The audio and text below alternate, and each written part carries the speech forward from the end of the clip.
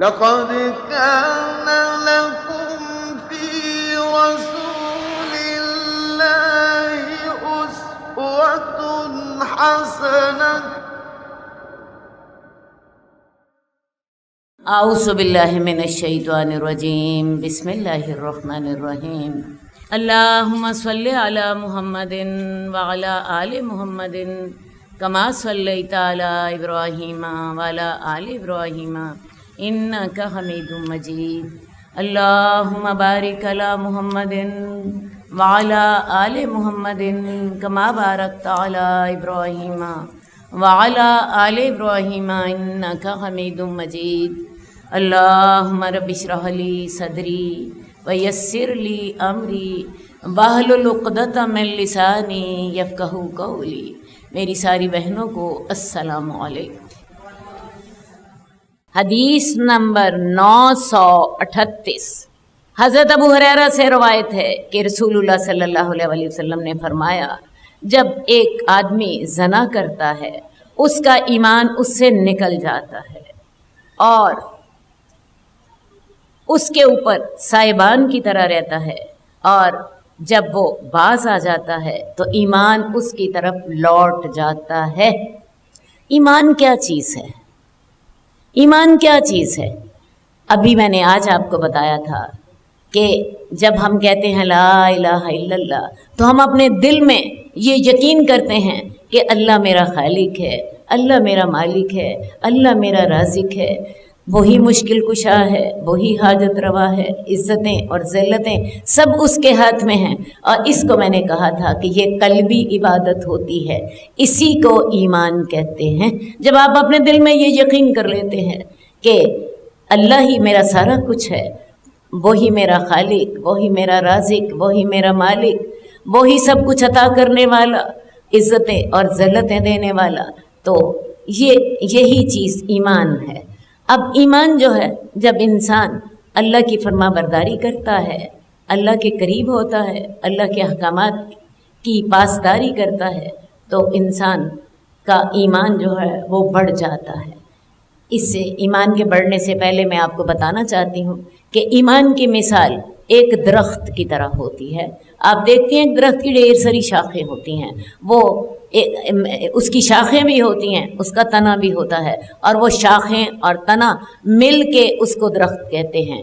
اسی طرح ایمان کی بھی ڈھیر ساری شاخیں ہیں اور وہ ڈھیر سارے نیک اعمال ہیں۔ جب انسان وہ نیک عمل کرتا ہے تو اس کا ایمان بڑھتا چلا جاتا ہے، اور جب انسان نیک عمل نہیں کرتا تو انسان کا ایمان کم ہوتا چلا جاتا ہے، بلکہ جب انسان گناہ کرتا ہے تو انسان کا ایمان ناقص ہو جاتا ہے، اور جب انسان کبیرہ گناہ کرتا ہے تو ایمان اس کے اندر سے نکل جاتا ہے۔ میرا خیال ہے یہ باتیں میں ذرا جلدی میں نے آپ کو بتا دیں، تھوڑی سی میں تسلی سے دوبارہ دہراتی ہوں۔ انسان جب نیکیاں کرتا ہے انسان کا ایمان بڑھ جاتا ہے۔ مثال کے طور پہ آپ اس جگہ دورہ حدیث میں بیٹھی ہیں، آپ یہ دیکھتی ہیں کہ آپ روزانہ اللہ کے اور اللہ کے رسول کے ارشادات سنتی ہیں، دل میں نیکی کا ارادہ کرتی ہیں، روزہ آپ نے رکھا ہوا ہے، رمضان کے دن ہیں، اللہ کی رحمتیں جو ہیں اللہ کی رحمتوں کا دریا جو ہے بہہ رہا ہے، تو آپ دیکھتی ہیں آپ کا ایمان بڑا ہوتا ہے۔ لیکن جب ہم یہاں سے نکل کے جاتے ہیں، اپنے گھروں میں چلے جاتے ہیں، بازاروں میں چلے جاتے ہیں، تب ہمارا ایمان کی کیفیت وہ نہیں ہوتی جو اس جگہ بیٹھ کے کیفیت ہوتی ہے۔ تو میں بتانا آپ کو یہ چاہتی ہوں کہ جب انسان نیکیاں کر رہا ہوتا ہے اس کا ایمان بڑھتا ہے۔ آپ نے روزہ رکھا، آپ نے رات کو تراویحیں پڑھی، آپ نے دن کو دورہ قرآن کیا یا دورہ حدیث کیا، تو آپ کی نیکیاں بڑھ جاتی ہیں اور آپ کا ایمان بڑھ جاتا ہے، آپ کا اللہ کے ساتھ تعلق بڑھ جاتا ہے، آپ کا نیکیاں کرنے کو دل چاہتا ہے۔ تو جب انسان نیکیاں کر رہا ہوتا ہے تو اس کا ایمان بڑھ جاتا ہے، لیکن جب انسان نیکیاں نہیں کر رہا ہوتا، اللہ سے دور ہو رہا ہوتا ہے، مثلاً نماز نہیں پڑھی، مثلاً اللہ کی کوئی نافرمانی کر لی، مثلاً جو ہے میوزک سن لیا، تو جو ہے بے حجابی کر لی اور کوئی گناہ کر لیا، تو آپ یہ دیکھیے انسان کا ایمان جو ہے اس میں کمی واقع ہو جاتی ہے، اور جب انسان کبیرہ گناہ کرتا ہے تو اس کا ایمان اس سے نکل ہی جاتا ہے۔ بھئی ایمان نکلا تو اس نے کبیرہ گناہ کیا۔ جب انسان زنا کر رہا ہے، جب انسان چوری کر رہا ہے، جب انسان کسی کو قتل کر رہا ہے، تو دیکھیے اگر ایمان اس کے اندر ہوتا تو وہ یہ گناہ کیوں کرتا؟ اس کا ایمان اس سے نکل جاتا ہے، اور نکل کے اس کے سر کے اوپر یوں کھڑا ہوتا ہے جیسے ایک سایہ ہوتا ہے۔ تو جب انسان کبیرہ گناہ کرتا ہے تو اس سے ایمان نکل جاتا ہے اور اس کے اوپر ایک سائے کی طرح رہتا ہے، اور جب وہ گناہ سے باز آ جاتا ہے، گناہ چھوڑ دیتا ہے، تو پھر ایمان اس کی طرف لوٹ آتا ہے۔ میں آپ کو یہ بتانا چاہتی ہوں کہ اللہ کی رحمت یہ ہے، اللہ کی مہربانی یہ ہے کہ اللہ تعالیٰ نے کبیرہ گناہ کرنے والے کو کافر قرار نہیں دیا۔ جب انسان کبیرہ گناہ کرتا ہے اس کا ایمان اس سے باہر نکل جاتا ہے، لیکن جب وہ کبیرہ گناہ سے باز آ جاتا ہے تو ایمان واپس آ جاتا ہے۔ اور اللہ کی یہ رحمت ہے کہ اللہ تعالیٰ نے کبیرہ گناہ کرنے والے کو کافر قرار نہیں دیا۔ لیکن ایک بات سے ضرور ڈرنا چاہیے، اگر وہی کبیرہ گناہ کرتے کرتے موت آ گئی تو پھر ایمان کی حالت میں تو موت نہ ہوئی۔ ایک انسان زنا کر رہا تھا، یا ایک انسان چوری کر رہا تھا، ایک بینک میں ڈاکہ ڈال رہا تھا، اور ڈاکہ ڈالتے ڈالتے اس کو کسی جو چوکیدار جو تھا اس نے گولی چلا دی اور اس کی موت آ گئی، تو پھر اس کی موت ایمان کی حالت میں تو نہ ہوئی، کیونکہ کبیرہ گناہ کرتے ہوئے انسان کا ایمان اس سے نکل جاتا ہے۔ اس لیے اس بات سے ضرور ڈرے کہ اگر اسی حالت میں موت آ گئی تو پھر کیا بنے گا۔ باقی یہ رب کی رحمت ہے کہ کبیرہ گناہ کرنے سے انسان کافر نہیں ہوتا۔ اب اگلا سوال یہ پیدا ہوتا ہے کہ انسان نے کبیرہ گناہ کر لیا اور توبہ کی، اگر تو اس نے توبہ کر لی اور اپنی اصلاح کر لی تو معاملہ تو اللہ کی رحمت سے ختم ہو گیا۔ لیکن فرض کیا اس نے توبہ نہیں کی تھی، اب وہ مر گیا، اس کے ساتھ کیا معاملہ پیش آئے گا؟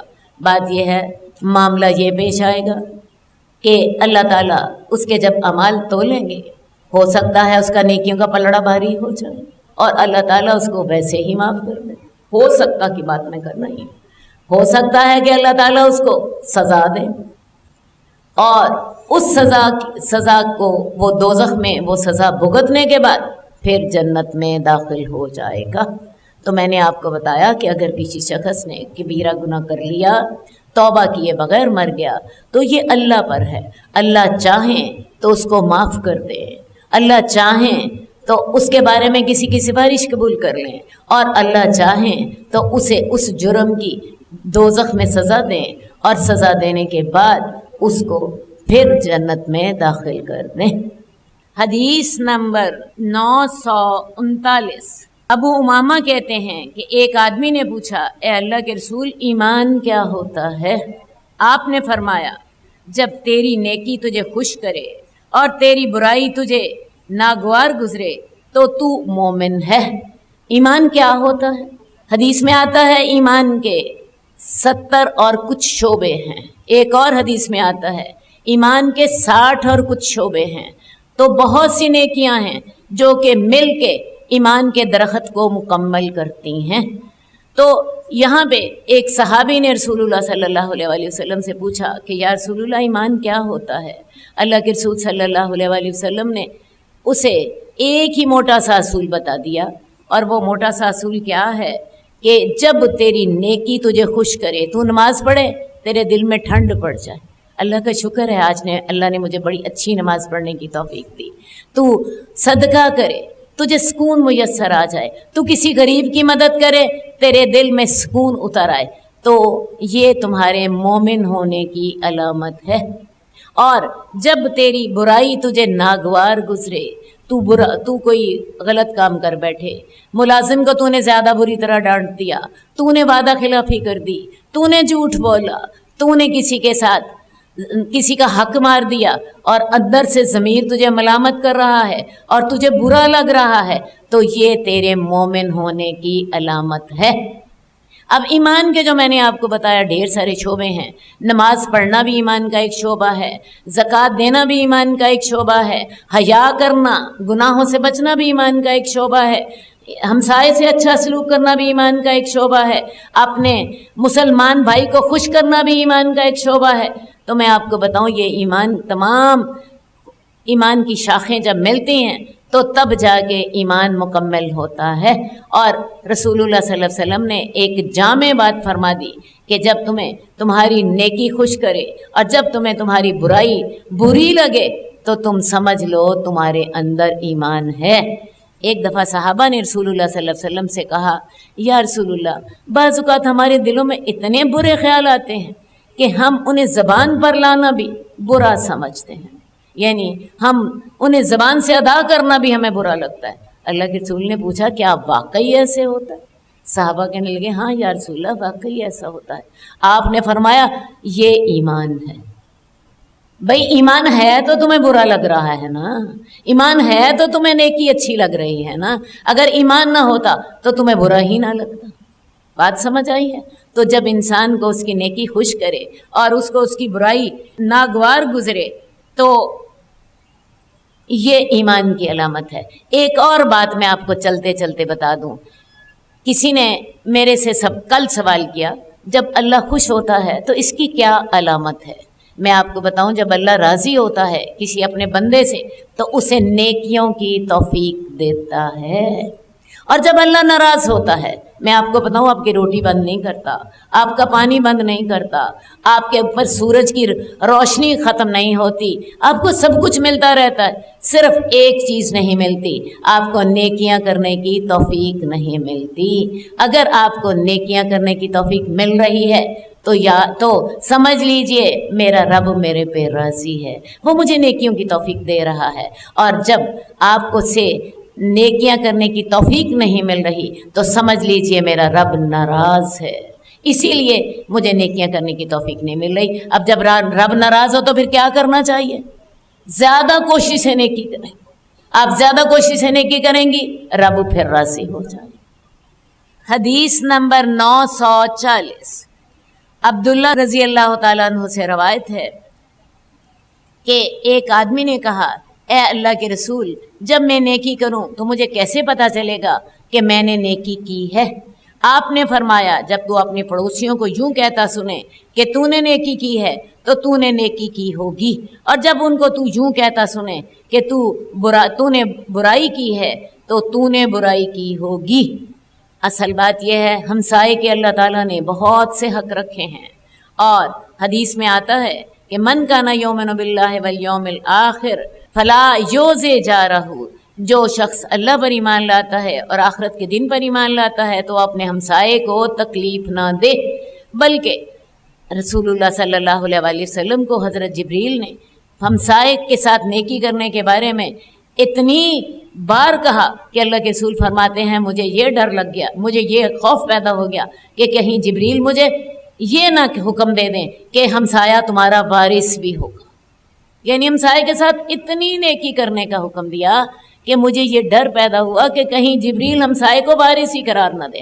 تو جب آپ کا ہمسایہ آپ کے بارے میں اچھی رائے کا اظہار کرے تو آپ سمجھ لیجئے آپ نیکی کر رہے ہیں، اور جب آپ کا ہمسایہ آپ سے ناراض ہو، آپ کے بارے میں بری بات کریں تو پھر انسان اپنے عمل کی اصلاح کرے، انسان اپنے عمل کی اصلاح کرے.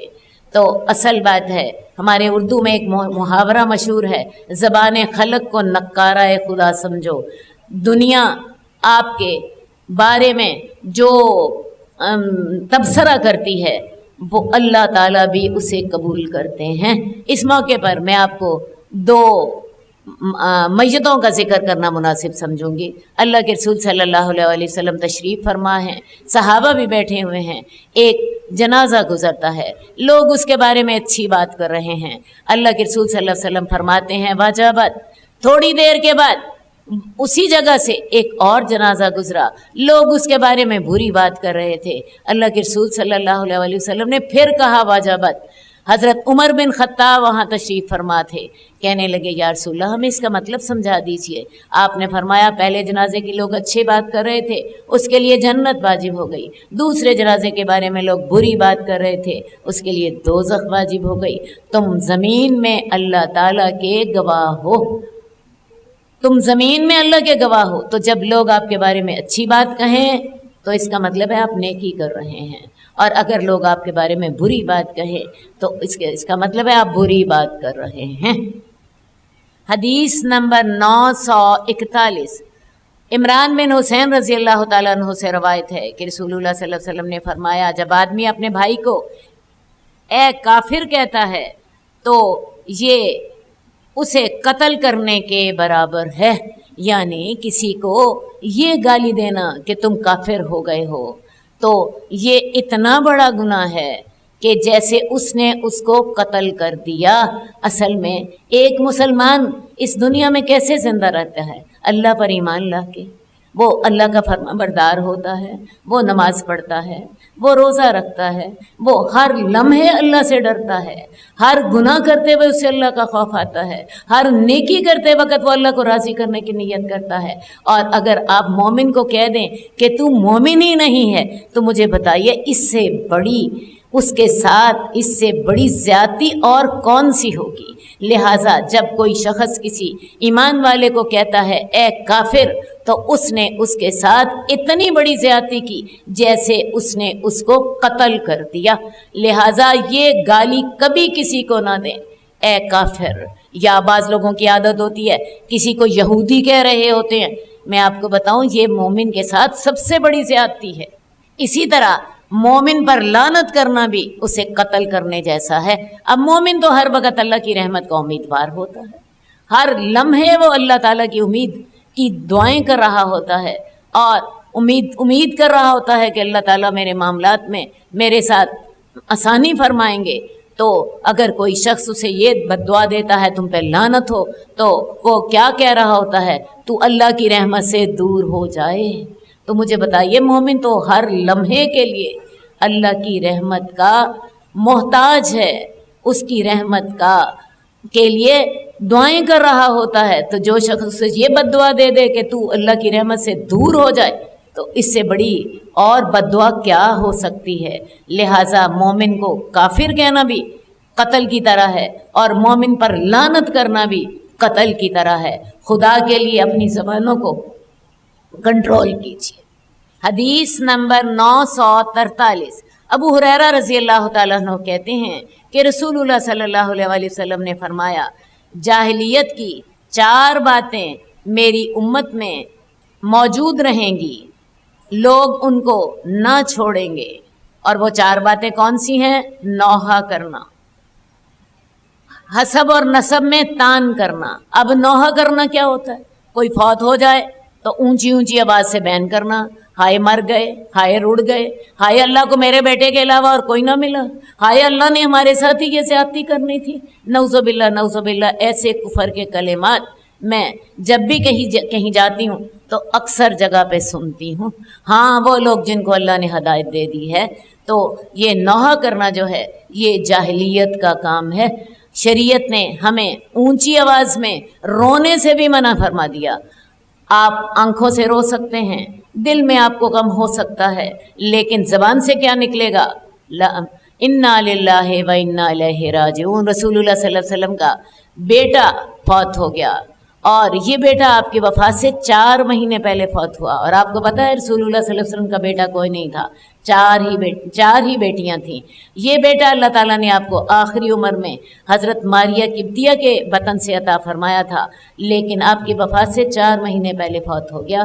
تو اللہ کے رسول صلی اللہ علیہ وسلم نے اسے گود میں اٹھایا ہوا ہے، آنکھوں سے آنسو بہہ رہے ہیں اور زبان سے فرماتے ہیں ان لینا تدمع، آنکھ آنسو بہاتی ہے، دل بڑا غمگین ہے، لیکن ہماری زبان سے وہی نکلے گا جس سے ہمارا رب راضی ہو.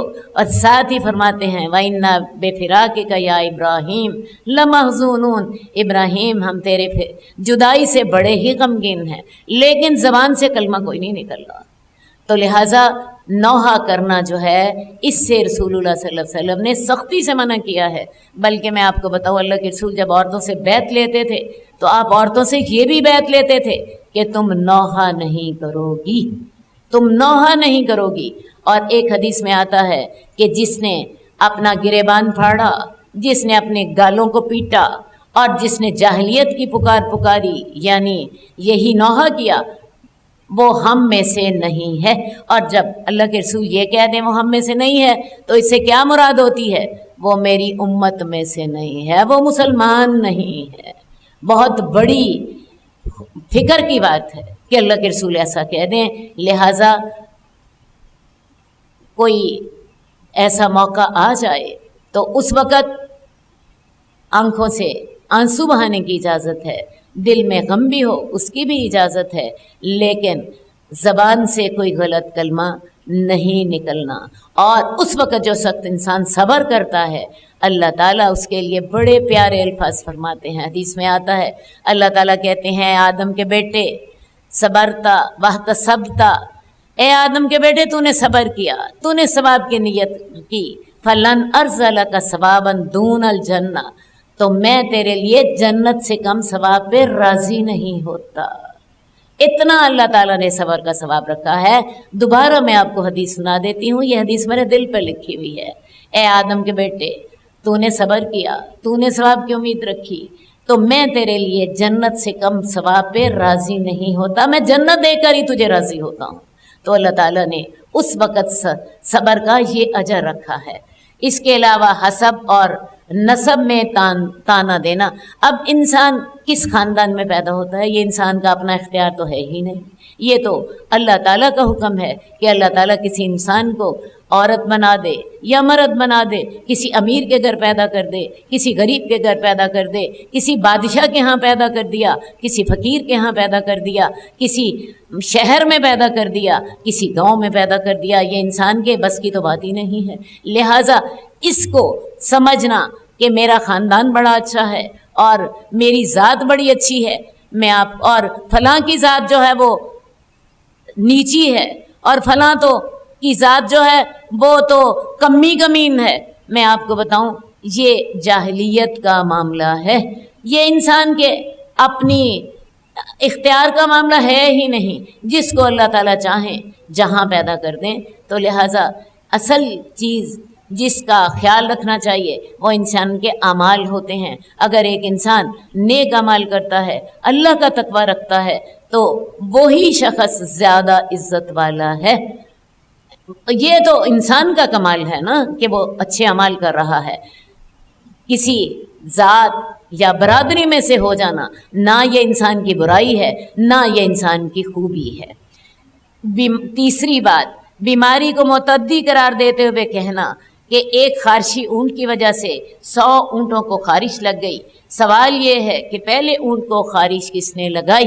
اصل بات یہ ہے کہ اسلام ہمیں یہ عقیدہ دیتا ہے کہ نہ تو کوئی چھوت ہوتی ہے اور نہ کوئی نحوست ہوتی ہے اور نہ ہی کوئی بدشگونی ہوتی ہے۔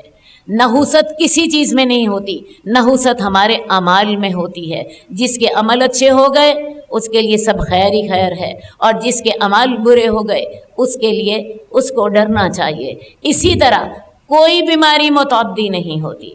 ہم عام طور پہ سنتے ہیں آج کل جی فلاں بیماری کا وائرس پھیلا ہوا ہے۔ میں آپ کو بتاؤں وہ وائرس جو ہے وہ 100% لوگوں کو تو کبھی بھی نقصان نہیں پہنچا رہا ہوتا۔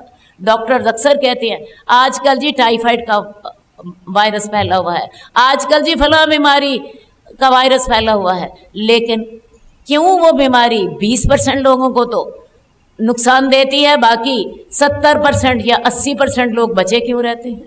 اصل بات ہے جہاں اللہ کا حکم ہوتا ہے وہاں وہ بیماری نقصان دے دیتی ہے، اور جہاں اللہ کا حکم نہیں ہوتا وہاں وہ بیماری نقصان نہیں دیتی۔ تو ہمیں یہ عقیدہ رکھنا ہے کہ کوئی چھوت چھات نہیں ہوتی، اصل چیز اللہ کا حکم ہوتا ہے۔ جب اللہ کا حکم ہو گیا بیماری پھیلی ہوئی بھی ہو آپ بچ جاتے ہیں، اور جب اللہ کا حکم نہیں ہوتا بیماری پھیلی ہوئی نہیں بھی ہوتی تو تب بھی آپ بیمار ہو جاتے ہیں۔ اور ہمارا عقیدہ کیا ہے؟ اللہ ہی کی طرف سے بیماری ہے اور اللہ ہی کی طرف سے شفا ہے۔ پریکٹیکلی بھی ایسا ہی ہوتا ہے इंसान बाज़ औक़ात सोचता है कि एक ऊँट को खारिश लगी हुई थी तो उसकी वजह से बाकी 100 ऊँटों को खारिश लग गई। रसूलुल्लाह सल्लल्लाहु अलैहि वसल्लम ने उस शख्स से सवाल किया जिस शख्स ने ये बात कही थी कि ये बताओ कि पहले ऊँट को खारिश किसने लगाई थी, उस वक़्त कौन सी बीमारी फैली हुई थी, उसको किसने लगाई थी। असल बात है अल्लाह ही की तरफ से बीमारी भी है, अल्लाह ही की तरफ से बीमारी से निजात भी है। और चौथी बात, सितारों पर यकीन रखना, ये कहना कि फलां सितारे की वजह से बारिश हुई थी। आजकल हम बारिश का तो ख्याल नहीं करते, लेकिन हमारे तमाम रिसालों में एक कॉलम ज़रूर आता है, आपका हफ्ता कैसे गुजरेगा और आपका जी सितारा कौन सा है, आपका जी कौन सा सितारा है। और फिर जो आपकी तारीख पैदाइश होती है उसके हिसाब से सितारा देखा जाता है और फिर वो सितारा जी नहस होगा या आपको फ़ायदा मिलेगा, आपके लिए मुश्किलात होंगी या आपके लिए खुशखबरियाँ होंगी।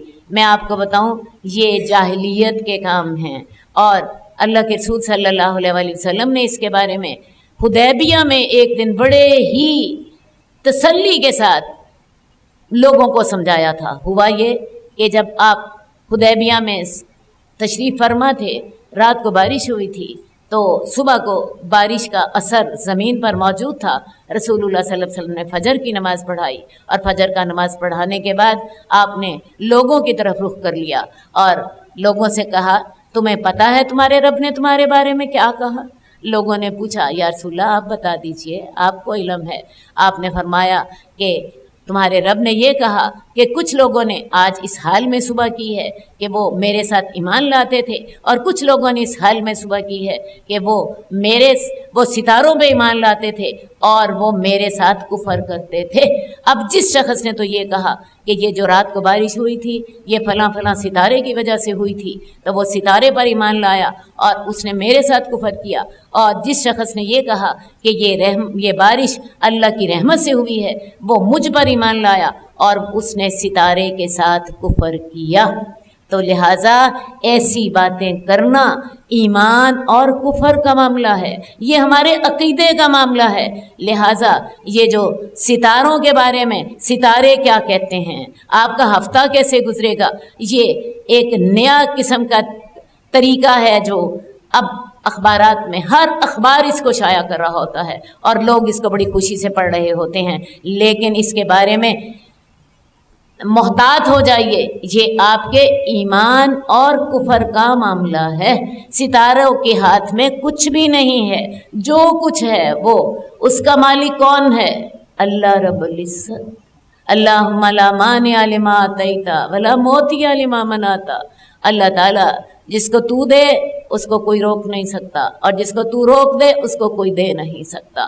तो हमारा अकीदा क्या है जो हमें कुरान और हदीस ने दिया है कि तमाम इख्तियारात किसके पास हैं?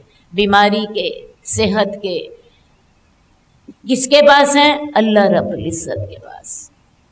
हदीस नंबर 948 हज़रत उमर रज़ी अल्लाह ताला अन्हो से रवायत है कि हम एक ग़ज़वे में रसूलुल्लाह सल्लल्लाहु अलैहि वसल्लम के साथ थे। हमने कहा, ए अल्लाह के रसूल, दुश्मन अपना पेट भर कर मैदान जंग में पहुंच चुका है और हम भूखे हैं। यानी हज़रत उमर परेशान हो रहे हैं कि दुश्मन खा पी के पेट भर के मैदान जंग में आ गया है और अल्लाह के रसूल हम भूखे हैं, क्या बनेगा? उनका मुकाबला कैसे करेंगे? अंसार ने कहा, हम ऊँट ज़िबा करके लोगों को खिला न दें। रसूलुल्लाह सल्लल्लाहु अलैहि वसल्लम ने फरमाया, जिसके पास ज़ायद खाना है वो ले आए। अब अगर ऊँटों को ज़िबा कर लेते तो अपना सफ़र कैसे जारी रखते? तो लिहाजा रसूलुल्लाह सल्लल्लाहु अलैहि वसल्लम ने एक और हुक्म दिया। आपने कहा कि जिसके पास ज़ायद खाना है, यानी अपने खाने से ज़ायद है, वो ले आए। कोई एक मुद्द लेकर आया, कोई एक सा लेकर आया और कोई ज़्यादा लेकर आया, कोई कम। सा मैंने आपको बताया था कि सा 2.5 किलो से थोड़ा सा ज़्यादा होता है और एक सा में 4 मुद्द होते हैं। एक मुद्द तकरीबन 625 گرام کے برابر ہوتا ہے۔ اب کوئی شخص ایک مد لے کر آیا، کوئی 1 سا لے کر آیا، کوئی اس کے سے زیادہ لے کر آیا اور کوئی اس سے کم لے کر آیا۔ رسول اللہ صلی اللہ علیہ وآلہ وسلم جو تھے انہوں نے دیکھا کہ سارے ایک ڈھیر اکٹھا ہو گیا ہے، پورے لشکر سے 24 سا جمع ہو گئے۔ اب ساروں نے جب کیا تو 24 سا جو تھے نا وہ اکٹھے ہو گئے۔ اللہ کے رسول صلی اللہ علیہ وآلہ وسلم اس ڈھیر کے پاس بیٹھ گئے، برکت کی دعا کی اور پھر فرمایا تمام لوگ اس سے لے لو اور لوٹو مت۔ لوٹو مت سے کیا مراد ہے؟ جسے پنجابی میں کہتے ہیں نا سارا نہ لے جانا ہے، ان نہ مار دینا ہے، لوٹ لے لو اور لوٹو مت، یعنی 24 سا ہو گئے، آپ نے سارے کو اکٹھا کر دیا، اکٹھا کر کے اوپر برکت کی دعا کی اور برکت کی دعا کرنے کے بعد تمام لشکر والوں سے کہا کہ اس سے تم اپنے اپنے لیے کھانا لے لو لیکن زیادہ نہ لینا، اپنے اپنے حساب سے کھانا لے لو۔ لوگوں نے اپنے اپنے تھیلے اور بوریاں اور برتن بھر لیے، حتیٰ کہ بعض افراد نے اپنی آستینیں باندھ کر ان کو بھی بھر لیا، یعنی یہ آستین کو یہاں سے آگے سے بند کیا اور اس کے بیچ میں بھی کھانا بھر لیا۔ وہ سب فارغ ہو گئے اور اناج ویسے کا ویسا پڑا رہا۔ یہ ہوتے تھے اللہ کے رسول صلی اللہ علیہ وسلم کے معجزے۔ جب کبھی کھانا پڑتا، کم پڑ جاتا، جب اللہ چاہتے اللہ کے رسول صلی اللہ علیہ وسلم برکت کی دعا کرتے، کھانے میں برکت پڑ جاتی۔ اور ایسا بہت دفعہ ہوا، احادیث میں بہت مواقع پہ ہمیں رسول اللہ صلی اللہ علیہ وسلم کے معجزوں کا پتہ چلتا ہے۔ ہم نے کل بھی ایک معجزہ پڑھا تھا کہ رسول اللہ صلی اللہ علیہ وسلم نے حضرت ابو ہریرہ کو کچھ کھجوریں دی تھی۔ حضرت ابو ہریرہ نے ایک ٹوکری میں ڈال دی اور ڈال کے درخت اپنے چھت سے لٹکا دی اور اس میں سے لے کے کھاتے رہے کافی دیر تک، یہاں تک کہ وہ ٹوکرا ان کے ہاتھ سے نکل گیا۔ اسی طرح ایک دفعہ رسول اللہ صلی اللہ علیہ وآلہ وسلم کہیں سفر پہ جا رہے تھے، پانی نہیں تھا، اللہ کے رسول صلی اللہ علیہ وسلم کی انگلیوں سے پانی پھوٹنے لگ پڑا، آپ کی انگلیوں سے پانی پھوٹنے لگ پڑا۔ کئی دفعہ ایسا ہوتا تھا کہ اللہ کے رسول صلی اللہ علیہ وآلہ وسلم کسی جگہ چشمے میں جہاں پہ صرف دھاگے برابر پانی آ رہا ہوتا تھا، اس میں اپنے وضو کرتے، وضو کر کے اپنے وضو کا پانی، اس پانی نے آپ کے چہرے مبارک کو چھوا ہوتا تھا، اس پانی کو اس دھاگے برابر پانی والی جگہ پر آپ ڈال دیتے اور وہاں سے پانی پھوٹنے لگتا اور 30,000 کا لشکر وہاں سے پانی پیتا ہے اور سیراب ہوتا ہے۔ یہ واقعہ جب آپ غزوہ تبوک کے لیے جا رہے تھے تب پیش آیا تھا۔ تو بہت دفعہ غزوہ خندق میں جب کھانے کی بہت کمی تھی، بھوک لوگوں کو لگی ہوئی تھی اور سردی بھی بہت تھی، تو 10 آدمیوں کا کھانا 1000 آدمیوں کو پورا آ گیا۔ اور اس کے بعد بھی حدیث میں آتا ہے کہ سالن کی ہنڈیاں ابل رہی تھی اور آٹے سے روٹیاں پک رہی تھیں۔ یہ تمام متفق علیہ حدیثوں کا میں حوالہ آپ کو دے رہی ہوں۔ تو صحابہ اس طرح کے معجزے جو تھے دیکھتے رہتے تھے، اللہ جب چاہتے تھے انہیں دکھا دیتے تھے۔ تو وہ سب لوگ فارغ ہو گئے اور اناج ویسے کا ویسا پڑا رہا۔ پھر رسول اللہ صلی اللہ علیہ وسلم نے فرمایا میں گواہی دیتا ہوں کہ اللہ کے سوا کوئی معبود نہیں ہے اور میں اللہ کا رسول ہوں۔ اللہ کے رسول صلی اللہ علیہ وآلہ وسلم نے برکت کی دعا کی تھی۔ آپ کو یہ علم نہیں تھا کہ یہ سارے لوگ لے لیں گے اور اس کے باوجود بھی بچ جائے گا۔ جب سارے لوگوں نے اپنے برتن بھی بھر لیے، اپنے تھیلے بھی بھر لیے، اپنی آستینیں بھی بھر لیں اور وہ اناج ویسے کا ویسا پڑا رہا، تو رسول اللہ صلی اللہ علیہ وآلہ وسلم نے اس وقت جو ہے کلمہ شہادت پڑھا اور یہ کہا اشہد ان لا الہ الا اللہ و اشہد ان محمد الرسول اللہ، میں گواہی دیتا ہوں کہ اللہ کے سوا کوئی معبود نہیں اور میں گواہی دیتا ہوں کہ میں اللہ کا رسول ہوں۔ رسول اللہ صلی اللہ علیہ وسلم بھی اللہ کا معجزہ دیکھ رہے تھے اور ساتھ ہی آپ نے یہ فرمایا کہ جو شخص سچے دل کے ساتھ یہ 2 گواہیاں لے کر آئے گا، کون سی 2 گواہیاں؟ اشہد ان لا الہ الا اللہ و اشہد ان محمد رسول اللہ، اللہ تعالیٰ اسے دوزخ کی گرمی سے بچا لیں گے۔ इस हदीस से अल्लाह के रसूल का मौजज़ा तो आपने देख ही लिया, और मैंने आपको बताया कि ऐसे मौजज़े ग़ज़वात में होते ही रहते थे। जब अल्लाह चाहते थे ऐसे मौजज़े हो जाते थे। लेकिन मैं आपको ये ज़रूर बताना चाहती हूँ कि अल्लाह के रसूल ख़ुद भी आलिमुल ग़ैब ना थे। आपको भी इल्म नहीं था कि इतना ज़्यादा जो है गल्ला बाद में भी बच रहेगा, इतना ज़्यादा गल्ला बाद में भी बच रहेगा। अच्छा, अब ये जो हदीस आपने यहाँ पे पढ़ी है, इसी तरह की एक और हदीस जो मुत्तफ़क़ अलैह है, उसमें एक और वाक़या है। अल्लाह के रसूल सल्लल्लाहु अलैहि वसल्लम अशरी कबीले की बड़ी तारीफ़ किया करते थे, और अशरी कबीले की आप तारीफ़ में ये अल्फाज कहते थे, वो मुझसे हैं, मैं उनसे हूँ। और आपने वो वजह भी बताई जिस वजह से आप उनकी ये तारीफ़ फरमाते थे। आपने उनकी ये उनकी ये सिफ़त बताई कि अशरी कबीले के पास जब खाना कम पड़ जाता है, खा वो सफ़र में हो या अपने शहर में हो, उनके पास जब खाना कम पड़ जाता है तो वो क्या करते हैं, अपना सारा खाना इकट्ठा कर लेते हैं। किसी के पास ज़्यादा होता है, किसी के पास कम होता है, और वो सारा खाना इकट्ठा करके बराबर सबको उसमें से हिस्सा देते हैं। जैसे रसूलुल्लाह सल्लल्लाहु अलैहि वसल्लम ने यहाँ भी किसी के कम खाने को भी ले लिया, किसी के ज़्यादा खाने को भी ले लिया, और फिर सबको कहा कि तुम इसमें से हिस्सा ले लो। ठीक है, तो रसूलुल्लाह सल्लल्लाहु अलैहि वसल्लम ने उनकी ये सिफ़त बताई थी कि अशरी कबीले के पास जब खाना कम पड़ जाता है तो वो अपना खाना इकट्ठा कर लेते हैं जो उनका ज़ायद होता है, और फिर सारे उसमें से बराबर ले लेते हैं। जिसका खाना थोड़ा था उसको भी बराबर हिस्सा मिल गया, और जिसका ज़्यादा था उसको भी बराबर हिस्सा मिल गया। और ये सिफ़त आपको इतनी अच्छी लगी कि आपने इस सिफ़त पर उनसे कहा था कि वो मुझसे हैं और मैं उनसे हूँ। इस चीज़ को आप भी कभी आज़मा के देख लीजिए।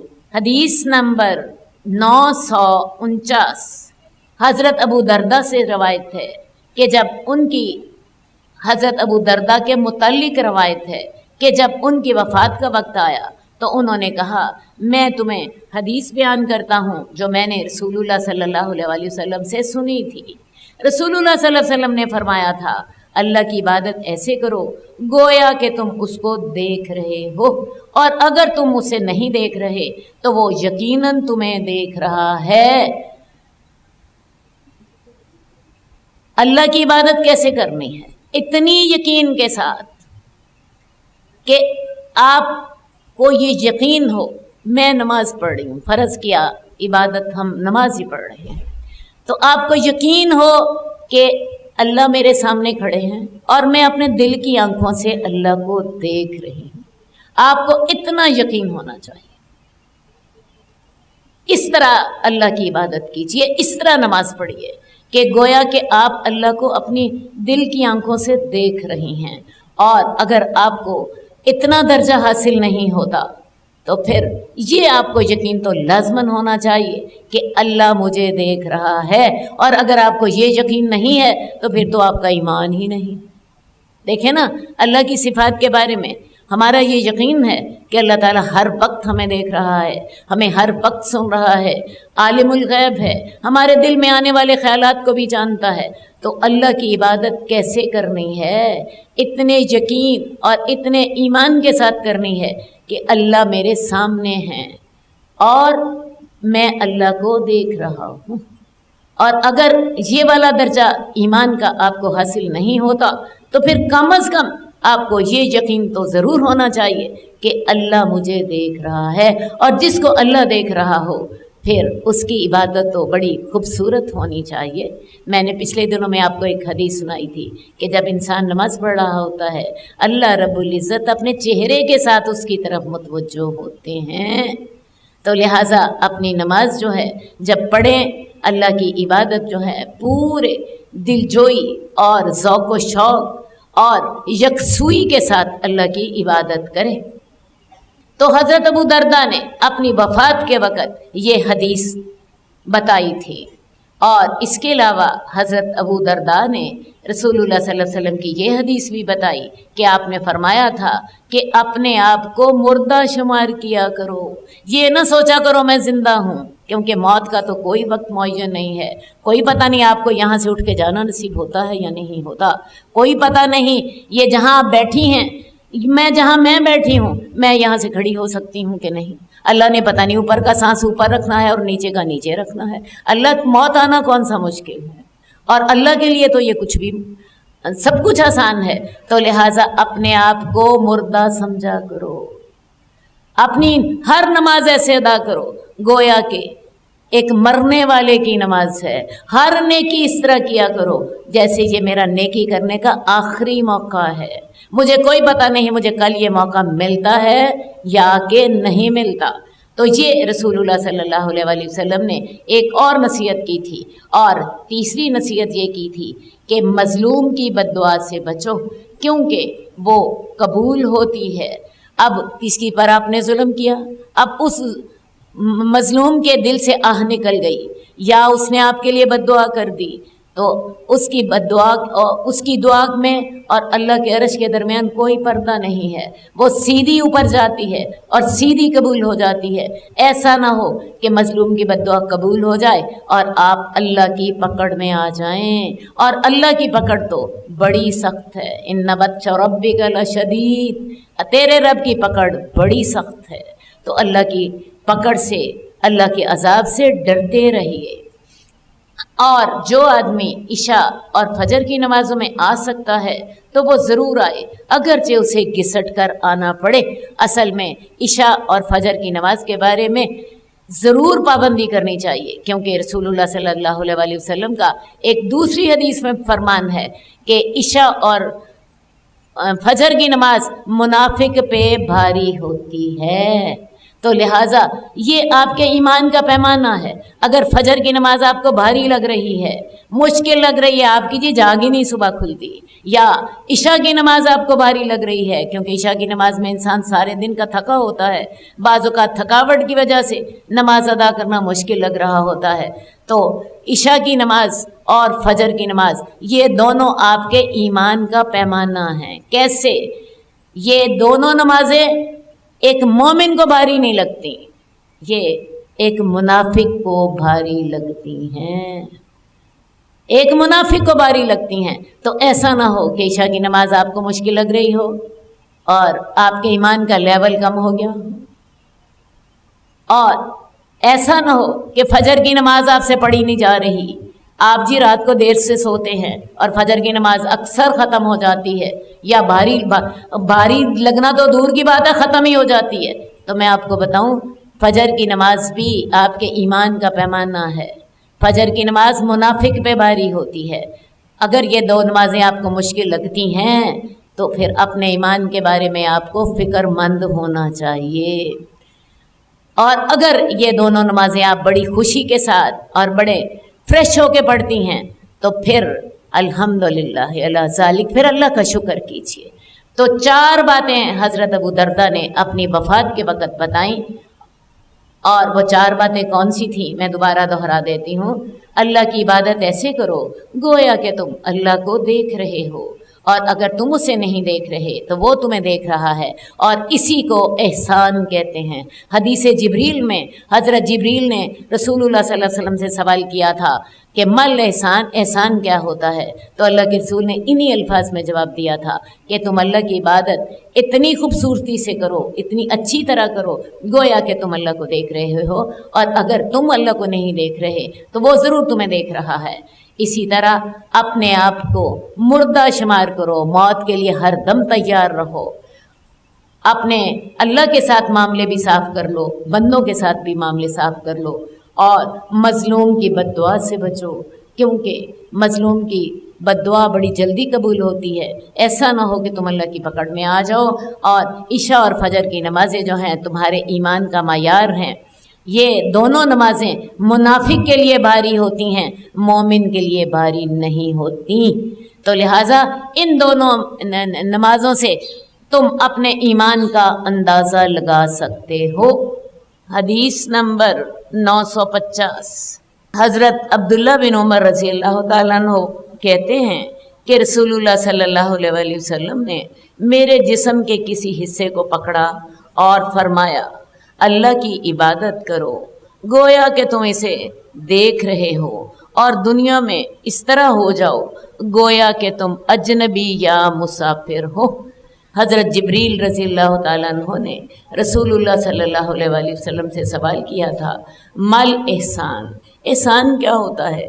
تو رسول اللہ صلی اللہ علیہ وسلم نے جواب دیا تھا کہ تو اللہ کی عبادت ایسے کرے گویا کہ تو اللہ کو دیکھ رہا ہے، اور اگر تو اللہ کو نہیں دیکھ رہا، تجھے یہ درجہ حاصل نہیں ہوتا، تو پھر کم از کم اتنا ضرور ہونا چاہیے کہ اللہ تجھے دیکھ رہا ہے۔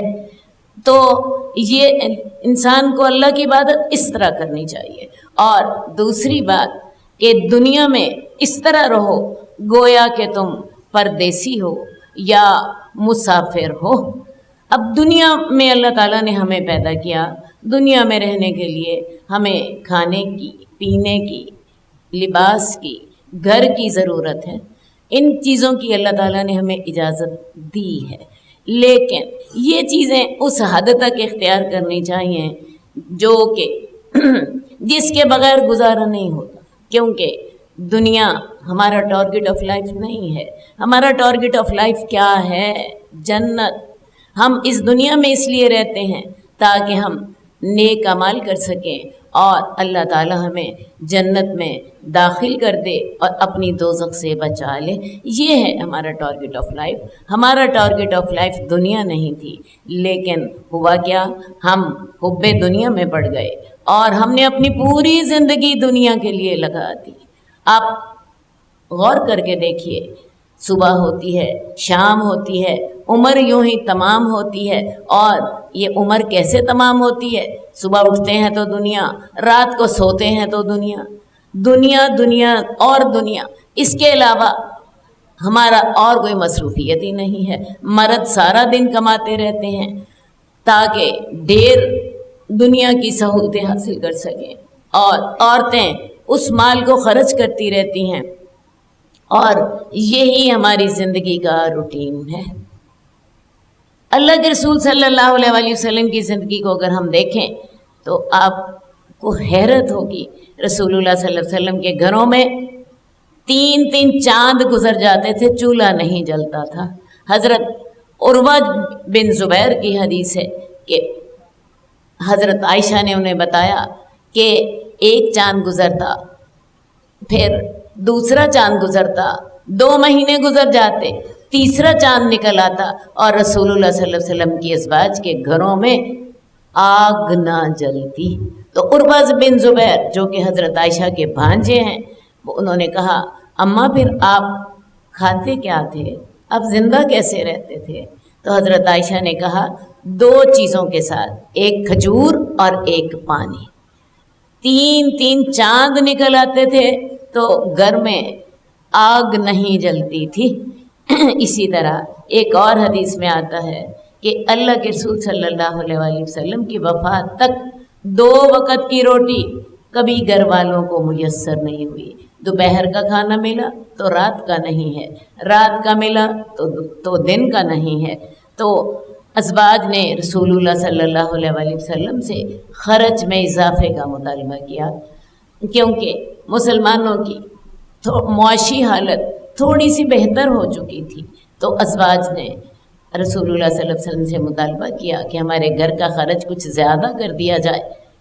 آپ نے ایلا کر لیا، اور ایلا کے بعد جب آپ گھر واپس آئے ہیں تو ان آیات کے بعد ساتھ واپس آئے ہیں کہ یا ایھا النبی قل لازواجک ان کنتن تردن الحیاۃ الدنیا وزینتها فتعالین امتعکن واسرحکن سراحا جمیلا فإن كنتن تردن الله ورسوله والدار الآخرة فإن میں آیات کا ترجمہ آپ کو بتا دیتی ہوں کہ اے اللہ کی رسول کی بیویوں، اگر تم دنیا چاہتی ہو، دنیا کی زینت چاہتی ہو، تو پھر ایسا کرو، آؤ میں تمہیں مال و دولت دے دوں، لیکن پھر میں تمہیں رخصت کر دوں، پھر تم میرے نبی کے ساتھ نہیں رہ سکو گی، اور اگر تم आखिरत चाहती हो और अल्लाह और रसूल को चाहती हो और आखिरत को चाहती हो, तो अल्लाह ताला ने तुम में से नेकी करने वालियों के लिए बहुत बड़ा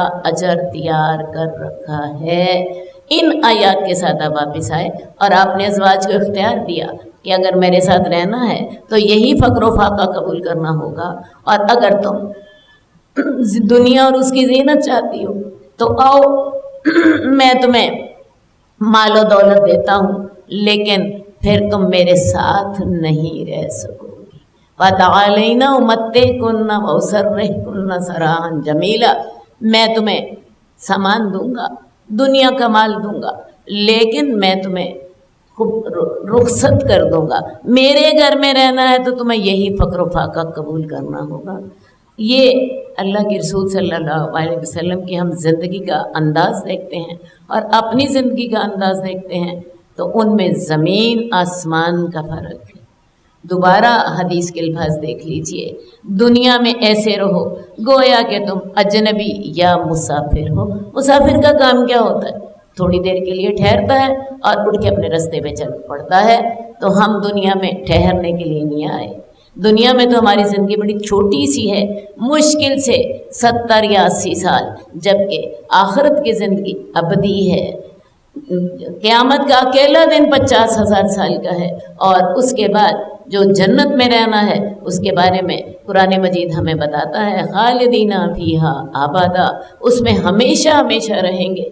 तो ये दुनिया की ज़िंदगी एक मुसाफिर की ज़िंदगी की तरह गुजारी है, लेकिन हमने तो इस दुनिया से दिल लगा लिया, और इस दुनिया से दिल लगाने के लिए आप देख लीजिए हमारे पास ना कुरान क्लासेस में आने का टाइम है, ना हमारे पास दौरा हदीस में आने का टाइम है, ना हमारे पास माल बाकी बचता है कि हम अपनी आखिरत के घर की तैयारी कर सकें। हमारी सारी तगोदो इस दुनिया में खप गई। ऐसा शख्स तो उसके बारे में मैं एक ही बात कहूँगी, खसरत दुनिया वल आखिरा, उसने तो दुनिया का भी खसारा उठा लिया और आखिरत का भी खसारा उठा लिया।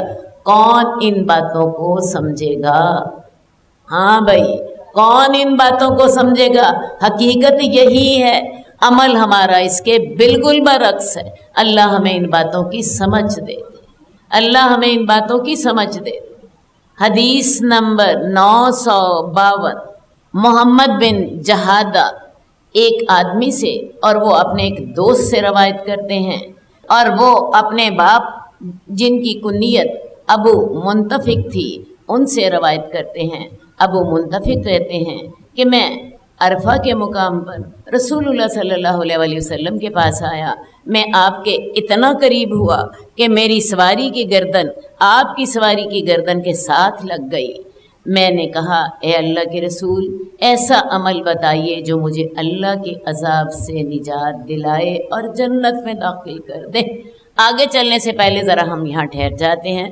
अल्लाह के रसूल के पास आने के लिए कोई पाबंदी नहीं थी, कोई प्रोटोकॉल नहीं था, कोई हटो बचो की सदाएं नहीं होती थी। रसूलुल्लाह सल्लल्लाहु अलैहि वसल्लम लोगों को करीब करते थे।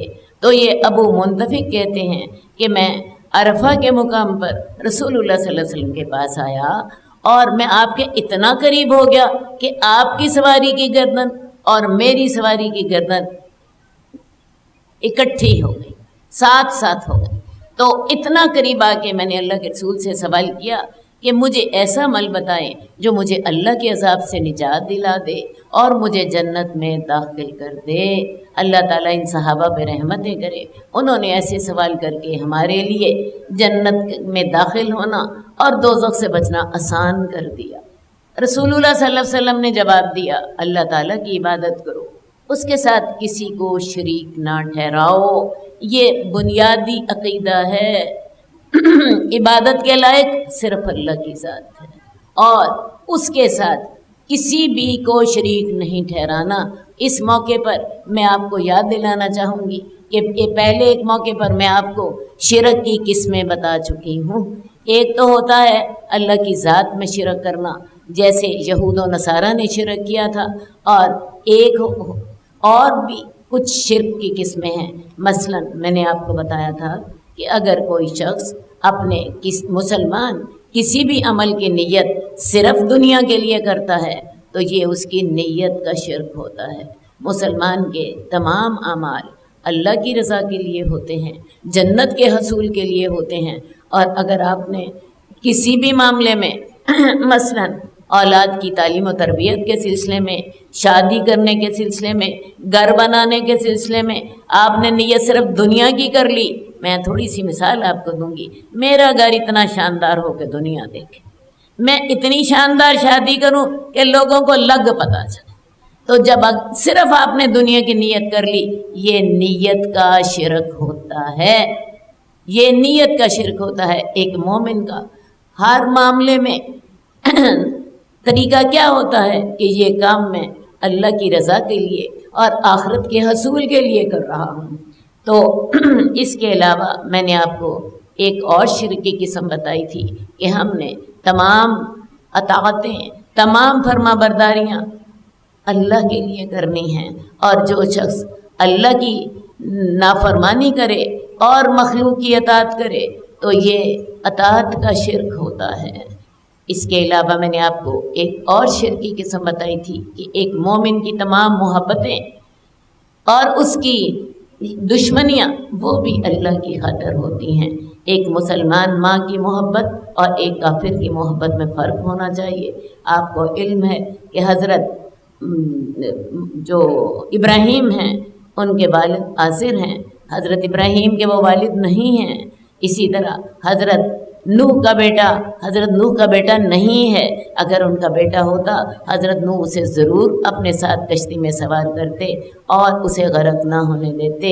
حضرت لوط اور حضرت نوح کی بیویوں کی مثال اللہ تعالیٰ نے سورہ تحریم میں دی ہے۔ ان کے شوہر انہیں دنیا کے عذاب سے بچا نہیں سکے، آخرت کے عذاب کی بات تو بڑی دور ہے۔ تو یہ شرک کی قسمیں یاد رکھیے گا۔ شرک کی 4 قسمیں ہیں۔ سب سے پہلے عبادت کا شرک، دوسری بات ہے نیت کا شرک، تیسری بات ہے اطاعت کا شرک، اور چوتھی بات ہے محبت کا شرک۔ ہم عام طور پہ ان باتوں کو میں گہرائی میں جانا پسند ہی نہیں کرتے، تاکہ نہ ان باتوں کا عمل ہو اور نہ ان باتوں کا علم ہو اور نہ ان باتوں پہ عمل کرنا پڑے۔ میں آپ کو بتاؤں، ہماری یہ لا علمی جو ہے یہ ہمیں نقصان تو پہنچا سکتی ہے، ہمیں کوئی فائدہ نہیں دے سکتی۔ ہمارے پاس یہ کوئی عذر نہیں ہوگا کہ اللہ تعالیٰ ہمیں علم نہیں تھا۔ علم ہم حاصل کر سکتے تھے، اس کے باوجود اگر ہم نے علم حاصل نہ کیا تو یہ تو ہمارا مزید قصور ہوا کہ ہم نے کیوں علم حاصل نہ کیا۔ تو سب سے پہلی بات آپ نے کیا فرمائی؟ اللہ کی عبادت کرو اور اس کے ساتھ کسی کو شریک نہ ٹھہراؤ، فرض نماز قائم کرو، فرض زکوٰۃ ادا کرو، حج کرو، عمرہ کرو اور رمضان کے روزے رکھو۔ مزید تم یہ دیکھو کہ تم لوگوں کی طرف سے اپنے لیے کیا پسند کرتے ہو، ان کے لیے وہی سلوک پسند کرو جو تم لوگوں کے لیے جو تم لوگوں کی طرف سے اپنے لیے پسند کرتے ہو۔ پہلے تو اللہ تعالیٰ نے حقوق اللہ کی بات کی۔ حقوق اللہ میں رسول اللہ صلی اللہ علیہ وسلم نے 5 باتیں کہی۔ سب سے پہلی بات، اللہ کی عبادت کرو، شرک نہ، اللہ کے ساتھ شرک نہ کرو، یہ نمبر 1 توحید، یا آپ اس کو عقیدہ کہہ لیجئے۔ اس کے بعد اقامت صلاۃ، ایتاء زکوٰۃ، رمضان کے روزے، حج بیت اللہ اگر کسی کو راستے کی استطاعت ہو، اور اس کے بعد لوگوں کے حقوق کے لیے یا حقوق العباد کے لیے رسول اللہ صلی اللہ علیہ وآلہ وسلم نے 2 جملے فرمائے، اور وہ یہ تھے کہ تم لوگوں کے ساتھ وہ سلوک کرو جو تم اپنے لیے پسند کرتے ہو، اور جو تم اپنے لیے ناپسند کرتے ہو کہ لوگ تمہارے ساتھ سلوک کریں، وہ سلوک لوگوں کے ساتھ نہ کرو۔ یہ حقوق العباد کے سلسلے میں معیار یہی ہوگا کہ وہ آدمی تب تک مومن نہیں ہوتا جب تک کہ اپنے بھائی کے لیے وہ پسند نہ کرے جو وہ اپنے لیے پسند کرتا ہے۔ تو لہٰذا جب بھی کسی کے ساتھ کوئی معاملہ کرنا ہے، والدین کے ساتھ، شوہر کے ساتھ، رشتہ داروں کے ساتھ، بہن بھائیوں کے ساتھ، ہمسایوں کے ساتھ، عام لوگوں کے ساتھ، سوچ لیجئے اگر یہ سلوک جو میں اس کے ساتھ کرنے لگی ہوں یہ میرے ساتھ کیا جائے تو مجھے کیسا لگے۔ اگر تو آپ کو وہ اچھا لگے وہ کام کر گزریے، اور اگر آپ کو احساس ہو کہ یہ کام مجھے برا لگے گا تو پھر وہ کام نہ کیجیے۔ تو اللہ تعالیٰ نے بڑا سادہ سا معیار ہمیں دیا ہے کہ جو تم اپنے لیے پسند کرتے ہو وہی اپنے بھائی کے لیے پسند کرو، اور اس چیز کا تعلق ہمارے ایمان کے ساتھ جوڑ دیا۔